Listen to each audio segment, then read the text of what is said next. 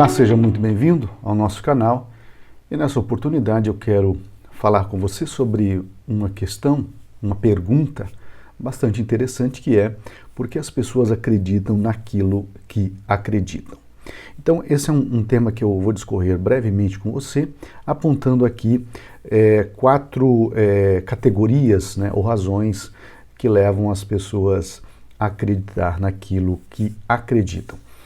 É bastante importante ressaltar que quando nós falamos de crença, nós temos que considerar que as crenças particulares e pessoais dos indivíduos são influenciadas diretamente por uma série de fatores, que podem ser categorizados em razões sociológicas, razões psicológicas, razões religiosas e razões filosóficas. O grande escritor James Sire, ele que categorizou essas razões, ele fez dessa maneira porque ele entende que a partir dessas categorias nós podemos então compreender a diversidade de crenças e motivações que sustentam então a visão de mundo de cada pessoa. Então a seguir nós vamos discorrer brevemente sobre essas quatro categorias. A primeira delas seria então as razões sociológicas. O que está incluído nessas razões sociológicas? Os pais, amigos, sociedade e cultura. Então frequentemente as pessoas elas adotam crenças com base nas influências do ambiente social no qual elas interagem. Então a família, por exemplo, ela vai desempenhar um papel fundamental, importante aí na formação inicial das crenças, e também aí você considera que os amigos e o próprio círculo social desse indivíduo terão um peso bastante grande na maneira como os indivíduos eles vão construindo então as suas crenças.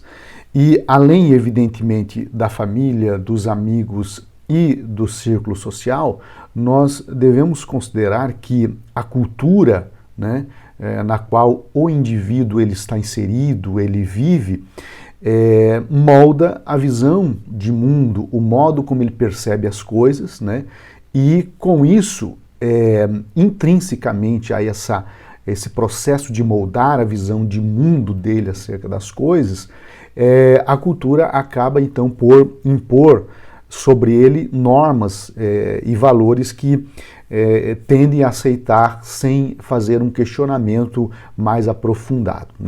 Então há uma pressão social, e com isso o desejo de pertencimento também impulsiona as pessoas a acreditar em ideias para se alinhar com aquelas pessoas que estão ao seu redor.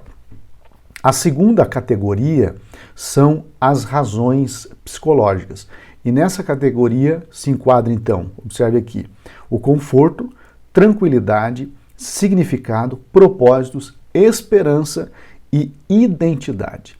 Então, crenças, muitas vezes nascem de uma necessidade emocional ou psicológica. Então, acreditar em alguma coisa pode trazer conforto, trazer tranquilidade para uma pessoa diante das incertezas e dos desafios que a vida nos impõe. Então, a partir dessas situações, a pessoa, ela acaba assimilando ou construindo determinadas crenças. Então vamos usar um exemplo aqui, por exemplo, uma crença, na existência, de um propósito maior para a vida, ou uma vida após a morte, ela pode oferecer esperança, oferecer sentido, oferecer propósito para a existência, e com isso acaba então aliviando o medo da morte ou o medo da insignificância, porque o indivíduo vai entender que se morrer e acaba tudo, ele é simplesmente um ser insignificante. Agora, se há uma outra vida após a morte, então há um sentido e há um significado para ele, né? E além das crenças trazerem conforto, é importante ressaltar que as crenças também ajudam as pessoas a definir, né, sua identidade. Por quê? Porque as crenças fornecem um senso de pertencimento e estrutura, ou seja, nesse ato de pertencer dentro de um contexto, né, você vai desenvolvendo a sua identidade, ou seja, o seu eu, né, na sua relação com as demais pessoas, né? Então há, evidentemente, um fator psicológico importante aí. Existem também as razões, que daí são razões religiosas. Então observe aqui que as razões religiosas, elas possuem o elemento delas é o elemento externo, porque veja que as razões sociológicas são escrituras, né, um pastor ou um padre, o guru, o rabino, líder religioso e a igreja. Então observe que aqui são instituições ou indivíduos que representam ou não essas instituições que então constituem-se as razões religiosas para as pessoas acreditarem em algo ou não acreditarem. Então, quando nós falamos de razões religiosas, né, elas envolvem um processo, né, um ato de confiança na autoridade espiritual ou de alguém ou nas escrituras sagradas de uma determinada religião. Então, muitas pessoas acreditam porque confiam, por exemplo, no ensinamento de um pastor, de um padre, de um rabino, de um guru, de um líder religioso, enfim.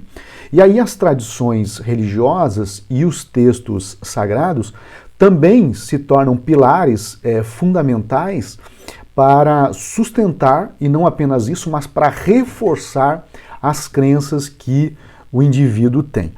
E um outro fator daí é que o indivíduo, ele tendo acesso às escrituras sagradas, a essas lideranças religiosas, há também a esfera, digamos, religiosa, ou uma instituição religiosa da qual ele faz parte, seja uma igreja, seja uma sinagoga, seja um terreno de umbanda, seja o que for, né? Essa prática comunitária de fé, né, acaba então por influenciar a vida desse indivíduo, né?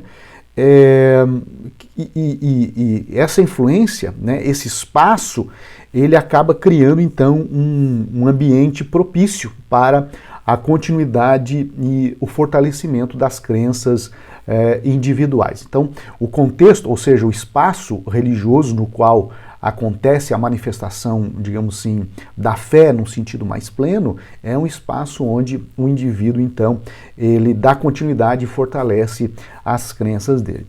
E a quarta categoria são as razões filosóficas. Quando nós falamos de razões filosóficas, nós estamos falando de conceitos como uniformidade, coerência, integridade, ou seja, melhor explicação de todas as provas. Então, as razões filosóficas, elas envolvem a busca, né, por uma crença que seja lógica, coerente e completa.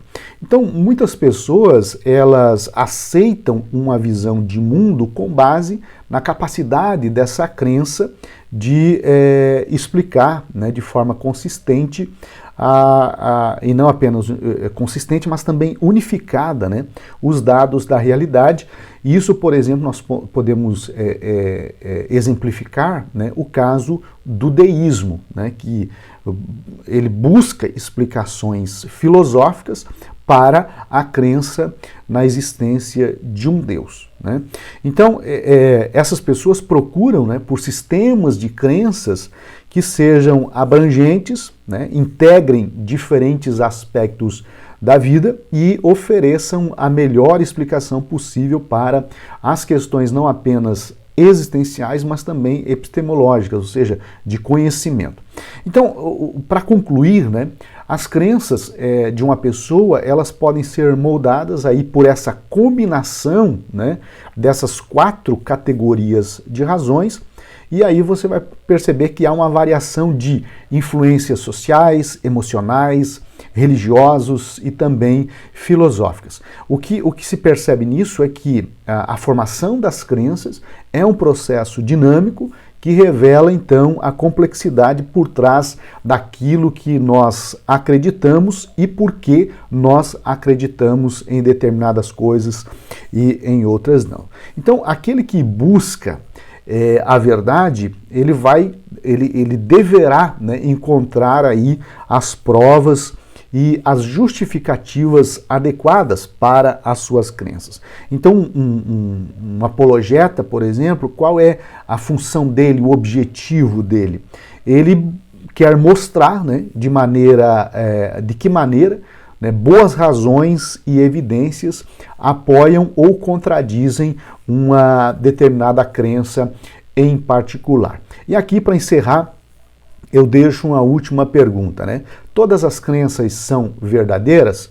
Do meu ponto de vista, não. Por quê?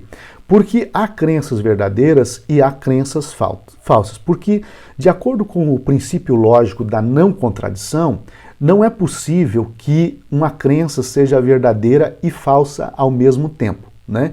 Você não pode dizer que A é A e, ao mesmo tempo, não é A. Ou seja, se A é A, logo A vai ser sempre A. Não existe a possibilidade de A ser A e não ser A ao mesmo tempo. Então, uma crença, ela não pode ser verdadeira e falsa ao mesmo tempo. Ou ela é verdadeira ou ela é falsa. Então, diante disso, né, quando uma crença, né, religiosa, filosófica, enfim, ela contradiz a outra, uma delas é verdadeira e a outra delas é falsa.